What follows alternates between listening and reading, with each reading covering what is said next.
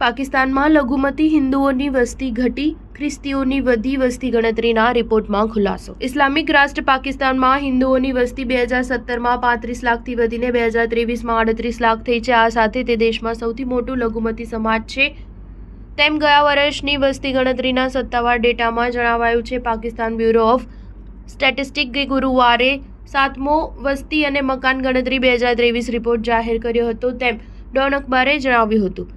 દેશની કુલ વસ્તી 2023માં 24.04 કરોડ છે. આ વસ્તી ગણતરી અહેવાલ મુજબ ઇસ્લામિક રાષ્ટ્રમાં મુસ્લિમોની વસ્તી 2017માં કુલ વસ્તીને 96.47% ઘટીને 2023માં 96.35% થઈ હતી, જ્યારે બધા જ અન્ય મહત્વના ધર્મોની વસ્તીમાં છેલ્લા 6 વર્ષમાં વધારો થયો છે. જો કે કુલ વસ્તીની ટકાવારીમાં તેમના હિસ્સામાં મિશ્ર ચિત્ર જોવા મળ્યું છે.